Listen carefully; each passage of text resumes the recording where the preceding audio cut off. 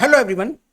आज के इस वीडियो के अंदर हम लोग जो है पीजीटी कंप्यूटर साइंस के अंदर जो हमारा नया टॉपिक है वो है इंट्रोडक्शंस टू वेब सर्विसेज, जो कि कंप्यूटर नेटवर्क और कम्युनिकेशन का बहुत इंपॉर्टेंट पार्ट है।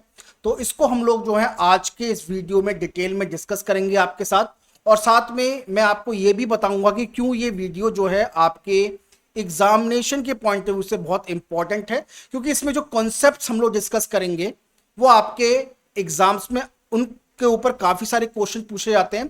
तो इस वीडियो को आप एंड तक देखिएगा, और अगर अभी तक आपने यूट्यूब चैनल को सब्सक्राइब नहीं किया है, please subscribe this channel, like this video and share this video. तो जैसा कि हमें पता है कि भाई हम लोग जो है इस चैनल पर आपके लिए पीजीटी कंप्यूटर साइंस के टीजीटी कंप्यूटर साइंस में, जिसमें आपका ईएमआरएस, केवीएस, एनवीएस और डीएसएस भी शामिल है, उसके लिए वीडियो लेकर आते हैं। तो इसके अलावा हमारे खुद के अपने कोर्सेज अवेलेबल हैं पीजीटी कंप्यूटर साइंस में और टीजीटी कंप्यूटर साइंस में। जैसे कि अभी जो है हम लोग जो है ईएमआरएस पीजीटी कंप्यूटर साइंस के काफ़ी सारे स्टूडेंट्स का जो व्हाट्सएप है मुझे आ रहा है मेरे व्हाट्सएप नंबर पे। तो आप इस कोर्स के एनरोल के लिए आप हमें हमारे व्हाट्सएप नंबर पे इंक्वायरी करके पूछ सकते हैं, और साथ में जो भी डाउट है आपको एग्जामिनेशन को लेकर उसके रिगार्डिंग भी आप हमसे डिस्कशन कर सकते हैं। तो आइए बिना देरी करे हुए हम लोग जो है आज के इस वीडियो की तरफ चलते हैं। तो जैसा कि मैंने आपको बताया कि आज हम लोग जो जिस टॉपिक पर डिस्कस करेंगे वो है इंट्रोडक्शंस टू वेब सर्विस। अब सबसे पहले हम लोग जो है इस टॉपिक में डिस्कस करेंगे वो है हमारा कौन सा टॉपिक, वर्ल्ड वाइड वेब। तो वर्ल्ड वाइड वेब की अगर हम लोग डेफिनेशन की बात करें तो वर्ल्ड वाइड वेब एक तरह का ऐसा प्रोटोकॉल है जिसके अंदर हम लोग जो है इंटरनेट के अंदर हम लोग जो है इंटरनेट में जो भी इंफॉर्मेशन होती है वो यूजर तक पहुंच सकती है और यूजर उसे एक्सेस कर सकता है, और साथ में जो भी इंफॉर्मेशन है वो चाहता है कि वो दूसरे लोगों के साथ शेयर करे, तो ऐसी इंफॉर्मेशन को शेयर किया जा सकता है using that document and other type of resources. तो वर्ल्ड वाइड वेब एक तरह की कम्युनिटी है। तो देखिए वर्ल्ड वाइड वेब एक तरह की कम्युनिटी तो है, साथ में ये कंप्यूटर नेटवर्क का एक बहुत इंपॉर्टेंट प्रोटोकॉल है। आपने देखा होगा जब भी आप कभी किसी यूआरएल को टाइप करते हैं तो उसके बाद HTTPS लगाने के बाद सबसे पहला जो शब्द होता है वो होता है www। तो www डॉट का मतलब ही होता है वर्ल्ड वाइड वेब। तो वर्ल्ड वाइड वेब एक तरह का प्रोटोकॉल है, या फिर आप इसे कम्युनिटी कह सकते हैं वेबसाइट के ऊपर, जहां पर यूजर किसी भी तरह की इंफॉर्मेशन को एक्सेस कर सकता है, साथ में दूसरे लोगों के साथ इंफॉर्मेशन को शेयर भी किया जा सकता है। अब इसके अंदर वर्ल्ड वाइड वेब के अंदर बहुत सारे इंपॉर्टेंट की कंपोनेंट आते हैं, जिसके अंदर सबसे पहला आता है वेब पेजेस। अब वेब पेजेस की बात करें तो वेब पेजेस जो हमारे होते हैं वेबसाइट पर अवेलेबल होते हैं। जैसे हम लोग जो है कभी भी आपने देखा होगा जब भी किसी वेबसाइट पर जाते हैं तो वेबसाइट क्या होती है, वेबसाइट जो है वो स्मॉल स्मॉल जो वेब पेजेस होते हैं उनसे बनकर बनती है, और वेब पेजेस के अंदर हमारे टेक्स्ट अवेलेबल होते हैं, इमेजेस होती हैं, वीडियोस होते हैं, और भी बहुत तरह के मल्टीमीडिया के एलिमेंट्स होते हैं, जिससे जो है हमारी वेबसाइट जो है वो बनती है। तो वेब पेजेस को क्रिएट करने के लिए हम लोग HTML लैंग्वेज का यूज करते हैं। अभी मैं उसके पास अभी उस टॉपिक पर आऊंगा। तो वेब पेजेस जो हैं आपकी वेबसाइट के एक तरह से इंपॉर्टेंट एलिमेंट के अंदर ये आती है। अब इसी के अंदर जो इंपॉर्टेंट की कंपोनेंट्स में आता है, नेक्स्ट हमारा आता है हाइपरलिंक। अब हाइपरलिंक क्या होता है, तो देखिए हाइपरलिंक से मतलब होता है कि जब भी हम लोग किसी भी पर्टिकुलर वेब पेजेस पर नेविगेट करते हैं, यानी आपने देखा होगा आप अभी एक पेज पर हैं और आपने वहां पर कुछ क्लिक किया, कोई एक लिंक क्लिक किया और आप दूसरे पेज पर पहुंच गए, तो इसको जो नेविगेशनल पेजेस होते हैं, यानी जो नेविगेशन होता है from one page to another page, इसी को हम लोग जो है हाइपरलिंक कहते हैं। तो हाइपरलिंक एक तरह का दूसरे वेब पेजेस का रेफरेंस होता है। अब ये रेफरेंस इमेज के फॉर्म में हो सकता है, लिंक के फॉर्म में हो सकता है, टेक्स्ट के फॉर्म में हो सकता है। तो जब एक वेबसाइट से या एक वेब पेज से दूसरे वेब पेज पर हम लोग विजिट करते हैं, अब विजिट करने के काफी सारे रीजन हो सकते हैं। आपको कोई डॉक्यूमेंट स्टडी करना है, आपको कोई इमेज देखनी है, आपको ई कॉमर्स वेबसाइट पर कोई प्रोडक्ट पसंद आ गया, तो हाइपर लिंक एक तरह के रेफरेंसेस होते हैं वेब पेजेस के। ओके, अब हम लोगों ने हाइपर लिंक की बात कर ली, वेब पेजेस की बात कर ली, बट सबसे पहली बात ये आती है कि हम लोग जो इन वेब पेजेस को देखते हैं, कहां पर देखते हैं? तो देखिए, वेब पेजेस को हम लोग जो है अपने वेब ब्राउजर में देखते हैं या फिर वेब एप्लीकेशन में देखते हैं। तो वेब ब्राउजर जो है क्या है? वेब ब्राउजर आपका एक ऐसा सॉफ्टवेयर एप्लीकेशन है जिस पे हम लोग जो है अपने वेब कंटेंट को देख सकते हैं और उसे एक्सेस कर सकते हैं। अब वेब ब्राउजर का सबसे बेस्ट एग्जांपल है क्रोम, है ना, गूगल क्रोम, क्योंकि 90% आई थिंक 92 से 93% के अंदर जो है गूगल क्रोम का शेयर है पूरी दुनिया के अंदर वेब ब्राउजर के अंदर। और इसके अलावा दूसरे वेब ब्राउजर में फायरफॉक्स होता है, मोजिला फायरफॉक्स जिसे हम लोग कहते हैं। तो वेब ब्राउजर के बिना आप किसी भी वेब पेजेस को आप एक्सेस नहीं कर पाओगे या फिर आप कंटेंट को एक्सेस नहीं कर पाओगे। तो वेब ब्राउजर एक तरह का ऐसा एप्लीकेशन सॉफ्टवेयर है जिसकी हेल्प से हम लोग जो है किसी भी वेब पेजेस को आसानी से एक्सेस कर सकते हैं। अब इसी के अंदर हमारे पास नेक्स्ट टॉपिक आता है हमारा वेब सर्वर। तो वेब सर्वर जो है हमारा, वेब सर्वर की हम लोग बात करें तो वेब सर्वर में जो इंपॉर्टेंट ये है कि जब भी कंप्यूटर को कोई वेबसाइट्स को शो करना होता है तो सबसे पहले उसे वेब सर्वर पर अपलोड किया जाता है। यानी जो भी कंटेंट आपको अपने यूजर्स को दिखाना है, यूजर्स उसे वेब ब्राउजर से देखेगा, तो हम लोग जो है उसे वेब सर्वर पे सबसे पहले अपलोड करते हैं। और वेब सर्वर का मतलब ये होता है, अब ये वेब सर्वर ऐसा नहीं कि कहीं पर भी आपने अपना सर्वर बनाया, आपने अपलोड कर दिया, नहीं, जहां पर भी जिस वेबसाइट से आपने, जिस कंपनी से आपने वेब होस्टिंग ले रखी है, तो किसी भी वेबसाइट को यूजर को दिखाने के लिए या कंटेंट को डिलीवर कराने के लिए यूजर्स को हमें उसे एक जगह पर होस्ट करना पड़ता है। इसे हम लोग कहते हैं वेब सर्वर, है ना। तो वेब सर्वर एक तरह के ऐसे बड़ी बड़ी मशीन्स या कंप्यूटर्स हो सकते हैं या डिवाइसेस होते हैं जहां पे हम लोग जो है वेबसाइट्स को अपलोड करते हैं, जिससे यूजर जो है उस वेबसाइट को जा सके और वहां पे कंटेंट को ले सके। ओके, देन नेक्स्ट इसमें आता है यूआरएल, जो कि फुल फॉर्म है इसकी यूनिफॉर्म रिसोर्स लोकेटर। अब ये यूआरएल जो होता है, इस यूआरएल को हम लोग वेब एड्रेस भी कहते हैं। तो वेब एड्रेस का मतलब ये होता है कि जहां पर भी, देखिए, जब भी हमें कहीं पर जाना होता है, कहीं पर भी किसी भी विजिटर के पास जाना है या कहीं पर भी जाना है, तो अगर आपके पास उसका एड्रेस नहीं होगा तो आप कभी भी वहां पर नहीं जा पाओगे।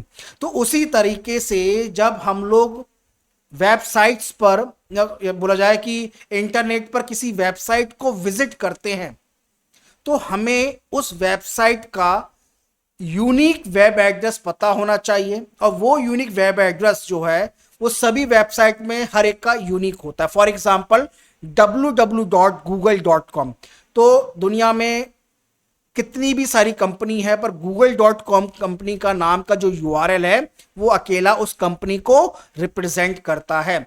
तो जब आपको किसी भी वेबसाइट को या वेब पेज को विजिट करना है तो सबसे पहले हम लोग क्या करते हैं, उस वेबसाइट के यूआरएल को पे जाकर अपने कंटेंट को देखते हैं या उसको विजिट करते हैं। इसे हम लोग कहते हैं यूआरएल। ओके, देन नेक्स्ट इसमें आता है हमारा हाइपर टेक्स्ट ट्रांसफर प्रोटोकॉल, यानी जिसे हम लोग HTTP या फिर HTTPS कहते हैं। तो ये वो प्रोटोकॉल है जहां से हमारा कंटेंट जो है वो यूजर तक पहुंचता है बिटवीन द वेब ब्राउजर और वेब सर्वर। अब देखिए, आपका कंटेंट जो है वो वेब सर्वर पर अवेलेबल है, उसे आपको यूजर को दिखाना है।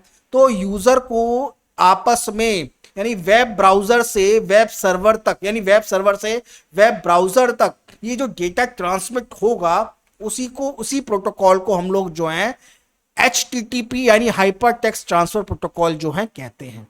ओके, याद रहेगा। देन इसी के अंदर नेक्स्ट आता है हाइपर टेक्स्ट मार्कअप लैंग्वेज। अब हाइपर टेक्स्ट मार्कअप लैंग्वेज जो है HTML है, यानी जितने भी हमारे वेब पेजेस डायनामिकली और स्टैटिक जो भी क्रिएट होते हैं उसकी एक अपनी मार्कअप लैंग्वेज होती है, इसी को हम लोग जो है HTML कहते हैं। तो स्टैंडर्ड मार्कअप लैंग्वेज जो है ये आपके वेब पेजेस को क्रिएट करती है, जिसकी वजह से हम लोग जो है किसी भी वेब साइट पर जाकर उसके कंटेंट को देख सकते हैं। तो किसी भी वेब पेजेस को क्रिएट करने का जो सबसे बेस्ट मेथड है उसको HTML में कन्वर्ट करना, HTML क्रिएट करते हैं। अब इसमें बहुत सारे टैग्स होते हैं जिनकी बात हम लोग जो है आगे के वीडियो में कभी करेंगे। तो देखिए, हमने वेब सर्वर की बात कर ली, हमने वेब ब्राउजर की बात करी, HTTP प्रोटोकॉल की बात करी, HTML लैंग्वेज की बात करी, बट अल्टीमेटली ये जो वेब ब्राउजर से जो वेबसाइट तक का जो सफर होता है ये आपस में कैसे होता है, इसको जो बीच में जो रास्ता है ना, इसे करने के लिए हमें क्लाइंट सर्वर इंटरेक्शन को समझना जरूरी है। तो क्लाइंट सर्वर इंटरेक्शन एक तरह का एक ऐसा माध्यम है जिससे कोई भी यूजर जो है अपने वेब ब्राउजर से वेब सर्वर तक जा सकता है। अब देखिए, क्लाइंट, यहां पर दो शब्द हैं क्लाइंट, मैं आपको थोड़ा सा यहां पर एक्सप्लेन कर देता हूं। एक है क्लाइंट, एक है सर्वर। तो क्लाइंट का क्या मतलब होता है? क्लाइंट का मतलब होता है एंड यूजर जिसको भी उस वेबसाइट पर विजिट करना है अपनी वेब ब्राउजर की हेल्प से। किसकी हेल्प से? वेब ब्राउजर की हेल्प से। अब यहां पर सबसे पहले वो क्या करेगा, सर्वर पर एक रिक्वेस्ट डालेगा।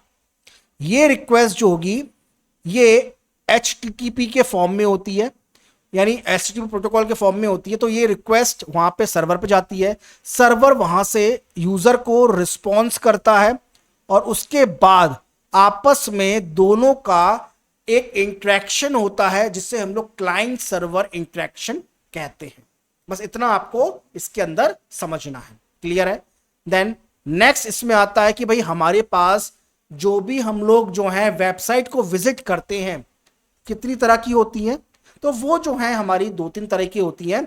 तो टाइप्स ऑफ वेब सर्विसेज, पहली होती है स्टैटिक वेबसाइट जो कि चेंज नहीं होती, उसका जो कंटेंट होता है वो फिक्स होता है। खास तौर से ऐसा जो होता ना वो वेब 1.0 में देखने को मिलता था, यानी आज से करीबन 20 साल 15 साल पहले की वेबसाइट जो कि जिसका कंटेंट जो होता वो फिक्स था। एक बार एडमिन ने वो वेबसाइट क्रिएट करी, उसका कंटेंट फिक्स किया और वो दुनिया के सामने शो कर दी। तो ऐसी वेबसाइट्स को हम लोग जो है स्टैटिक वेबसाइट कहते थे। पर धीरे धीरे यूजर जनरेटेड कंटेंट आने लगा, यानी यूजर जनरेटेड कंटेंट यानी UGC कंटेंट आने लगा। तो उस UGC यानी यूजर जनरेटेड कंटेंट को दिखाने के लिए हमें डायनेमिक वेबसाइट की जरूरत पड़ी। फॉर एग्जांपल फेसबुक का अपना कोई कंटेंट नहीं है, फेसबुक कंपनी ने कोई भी कंटेंट कभी क्रिएट नहीं किया, उसके जो यूजर्स हैं वही उसके लिए कंटेंट क्रिएट करते हैं।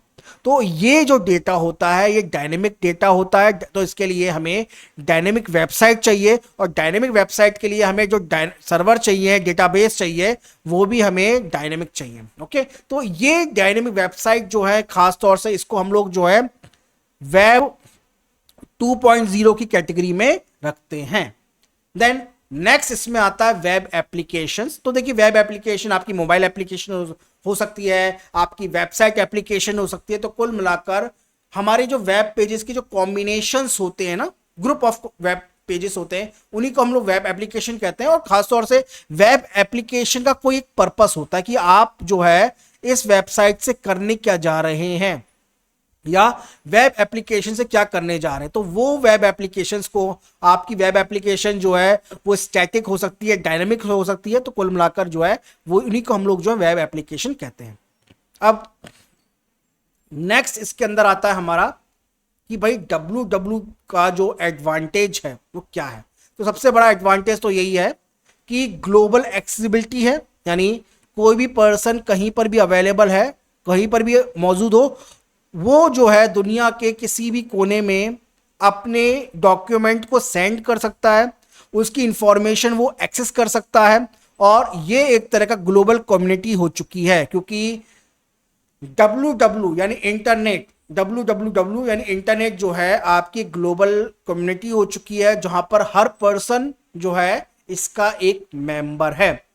इसके अलावा दूसरा एडवांटेज ये है कि जो इंफॉर्मेशन जो अवेलेबल है वो बहुत बड़ी मात्रा में है, वास्ट इंफॉर्मेशन रिपोजिटरी है, और ये जो है कुल मिलाकर नॉलेज, रिसोर्सेज और सर्विस की भरमार है ना। तो अगर आपको कोई भी सर्विस दुनिया के किसी भी कोने में लेनी है तो आप जो है अपने घर बैठे काम भी कर सकते हैं, और आप किसी को सर्विस भी प्रोवाइड कर सकते हैं। साथ में बिजनेस अपॉर्चुनिटी जो है बहुत ज़्यादा हो गई है, जैसे जिस तरीके से e commerce websites, online marketing, affiliate marketing, remote collaboration लोगों के बीच में आपस में हो रहे हैं, तो किसी भी प्रोडक्ट को, किसी भी सर्विस को आसानी से प्राप्त किया जा सकता है, लिया जा सकता है, मार्केटिंग किया जा सकता है, और ये केवल जो है इंटरनेट की वजह से हो पाया है। अब इसके अलावा एडवांटेज की हम लोगों ने बात करी, बट उसके साथ बहुत सारे चैलेंजेस भी जो है वो हैं। अब कौन कौन से चैलेंजेस हैं? चैलेंजेस में सबसे पहले आता है सिक्योरिटी, क्योंकि जिस हिसाब से लोगों का, यूजर्स का डेटा बढ़ रहा है, उनकी इंफॉर्मेशन बढ़ रही है, तो उनकी इंफॉर्मेशन का रिस्क हो गया है कि वो दूसरा कोई पर्सन उनकी इंफॉर्मेशन को गैदर कर ले बाय यूजिंग इलीगल एक्टिविटी, और उसके बाद उनके ऊपर वो साइबर अटैक या अनऑथराइज एक्सेस करके उनकी इंफॉर्मेशन को अगर पब्लिकली लीक कर देगा, तो काफी सारा जो है पब्लिक डोमेन में भेज देगा, तो काफी सारा खामियाजा जो है उन यूजर्स को भुगतना पड़ता है। साथ में प्राइवेसी जो है अब बहुत एक सेंसिटिव इशू हो चुका है दुनिया वालों के सामने, क्योंकि जिस हिसाब से डेटा जो है लोगों का लीक किया जा रहा है, हैक किया जा रहा है, तो प्राइवेसी जो है कहीं ना कहीं इसके अंदर बहुत बड़ा रोल प्ले कर रही है। और प्राइवेसी में जैसे आपने किसी ई कॉमर्स वेबसाइट पर आपने कोई ट्रांजैक्शन किया, अब आपका कोई डेबिट कार्ड या क्रेडिट कार्ड की इंफॉर्मेशन किसी को मिल जाए, तो वो आपके डेटा का मिसयूज कर सकता है, आपको ऑनलाइन सर्विस को खरीदने के लिए, मतलब आपको कह सकता है कि भाई आपको खरीदनी ही पड़ेगी, अदरवाइज मैं आपकी इंफॉर्मेशन को लीक कर दूंगा, आपके डेटा को इनक्रिप्ट करके उसे दूसरे फॉर्म में दूसरे को भेज सकता है। तो ये काफी सारे इशू हैं। और तीसरा इसमें आता है डिजिटल डिवाइड। तो ये बहुत इंपॉर्टेंट टर्म है, क्योंकि डिजिटल डिवाइड जो है एक तरह का डिस्पैरिटी है उन लोगों के बीच में जो इंटरनेट जिनके पास है और जिनके पास नहीं है। तो जो गैप है ना ये बीच में, उसे हम लोग डिजिटल डिवाइड कहते हैं। फॉर एग्जाम्पल, आज भी इंडिया के अंदर रूरल बैकग्राउंड के अंदर बहुत सारे ऐसे लोग मौजूद हैं जिनको इंटरनेट का एक्सेस नहीं है और जिनको इंफॉर्मेशन का एक्सेस नहीं। तो ये जो गैप है ना, इसी को हम लोग डिजिटल डिवाइड कहते हैं। याद रहेगा, इसके ऊपर काफी बार क्वेश्चन आया एग्जाम में, जरा इसको ध्यान रखिएगा। देन नेक्स्ट इसके अंदर आता है इवोल्यूशन एंड फ्यूचर। तो भाई ये जो वेबसाइट्स जो हम लोग बात कर रहे हैं, ये किस तरह से इवॉल्व हुई। तो सबसे पहले जैसा कि मैंने बताया था कि वेबसाइट जो थी वेब 1.0 के रूप में मौजूद थी, जो कि एक तरह की स्टैटिक वेब पेज थे जिनका कनेक्टिविटी आपस में जो लिमिटेड इंटरएक्टिविटी थी, जो कि एक बार बनाने के बाद यूजर्स उसको यूज करता था, एडमिन को चेंज करे ना करे कोई फर्क नहीं पड़ता। बट धीरे धीरे वेब 2.0 आया, जैसे से सोशल नेटवर्किंग वेबसाइट्स का बढ़ावा हुआ, तो वेबसाइट जो है डायनेमिक होने लगी, इंटरेक्टिव होने लगी, जिसकी वजह से जो है यूजर्स के द्वारा बनाया गया जो कंटेंट, जिसे मैंने बताया था यूजर जनरेट कंटेंट होने लगा, तो सोशल मीडिया के अंदर इस तरह की वेबसाइट आने लगी।